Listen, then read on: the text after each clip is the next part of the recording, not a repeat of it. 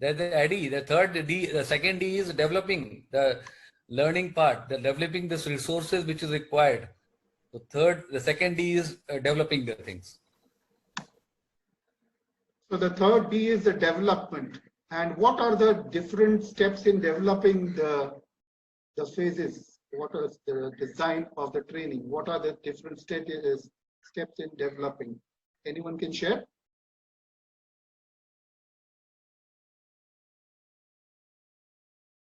Hello. Since everybody is waiting to share something, maybe thinking, in the meanwhile, allow me to read a couple of messages on the chat. This message is from a person who decided not to speak. So he's writing out there as VILT is more closer to Rahul. I'm referring to Rahul Raj. Rahul, I'm sorry about this. This is just in the jest, so please take it in the jest. Rahul writes, VILT is more closer to framework of Agile, Scrum, SAM rather than ADDIE, is it not? That's a question he's asking. Agile and Scrum.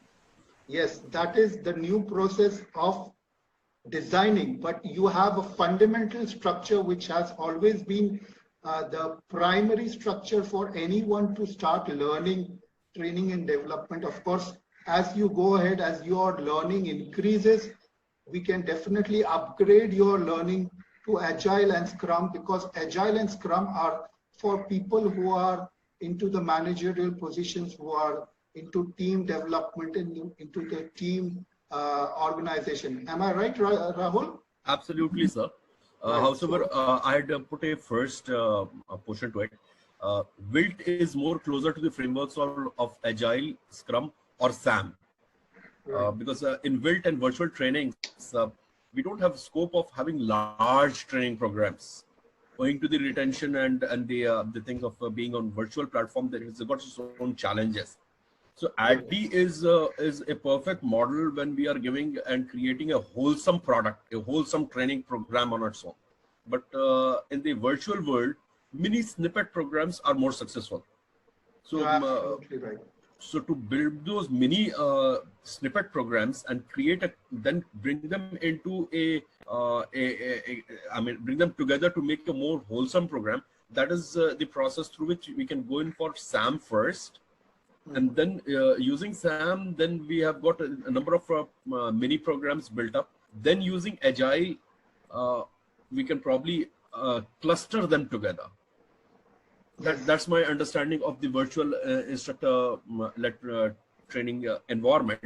Yes. ADDIE is perfect. ADDIE has been the as you rightly said, been the big daddy of all the training interventions. But Yes. That's for the a normal scenario, not the new normal that we say. That's my take on it, sir.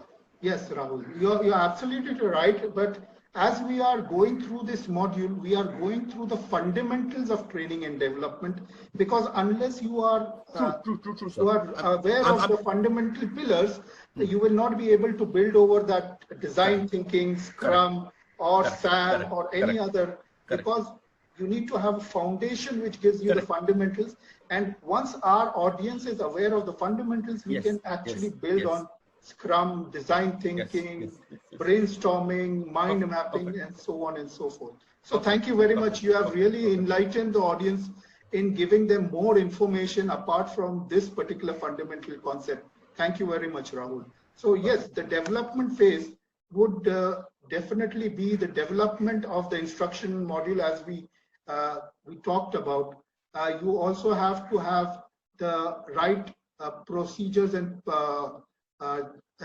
processes in place, which is the classroom setup, the seating arrangements, the air conditioning, the ventilation, the lighting, the right kind of trainer I would like to emphasize and stress on, because many a times you make a big mistake of not analyzing or reviewing the kind of trainer that you want to appoint. So you need to make sure that you know the trainer's skills, capabilities, his expertise and experience, so that he is the right choice for this training. Anyone else would like to put in some feedback on this, the development phase? What else do you think is the development part also needing? I think you have covered the entire things which is in the mentioning in the 4 points, and what Mr. Rahul Raj has also conveyed the same thing. So I think this complete thing has been covered as per my knowledge.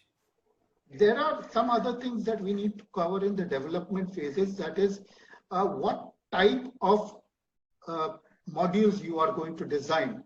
Like You can have the validation of the things and also have a pilot test also, that how it is working. Fantastic. If it is, the pilot test says that yes, it is working well, then it can be implemented because the next part of this ADDIE is the implementation. So if the pilot test says that yes, perfect, it is going to be making a difference, then you can take it forward. And so may I add with your permission? Yes, please. At this stage itself, we also take into account of designing modular and progressive structure about the entire training program. So progressive structure would mean that until unless the first module is completed, done, understood, and evaluated, till that time you cannot move to the second. So that's the progressive structure which can be very well designed and taken care at the development stage itself. And then the modular structure also can be created so that though these modules will be progressive in nature, they will be standalone knowledge modules on their own. So that is also done. That segmentation and classification is also done at development stage itself, if I'm not wrong, sir. You're right. So you need to categorize them in order of priority as to the learning process, as to what will be the learning capabilities of the participants, and they will be standalone. You can independently use any one module as and when you require. Like it could be sales training, it could be team building, it could be many other modules like goal setting and so on, which you need to categorize within the framework of the training program. Am I right? Absolutely, sir. In fact, the biggest example would be right now, you yourself mentioned that ADDIE is the primary model, without which you cannot progress to the more advanced modules like Agile or things. So this is a modular structure. ADDIE in itself is a full-fledged module in its own. And it's also placed in a progressive model wherein after this module, you can go in for SAM or maybe Agile. Fantastic. So I would like to also point out whatever you have the gaps or the competency required. If you have indicated the learning styles in the analysis, we will actually be designing the learning processes like visual learning. You will have PPTs, you will have role plays, you could have other activities which are inclined and aligned with the learning styles of the different learners. Are you there? Hello. Yes.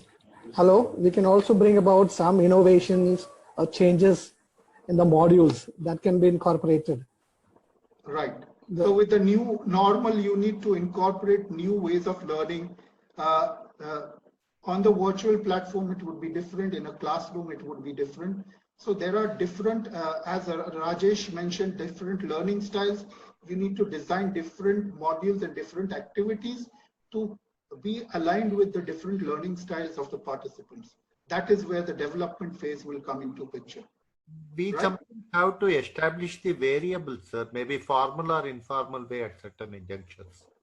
Maybe a bit of experience, whatever I had with the training, somewhere we have to understand the variability factors, sometimes too formally, sometimes informally, probably based on the abilities and the core competencies of the participants there. Thank you very much, Guru Rajji. Thank you very much for your feedback. Really great. So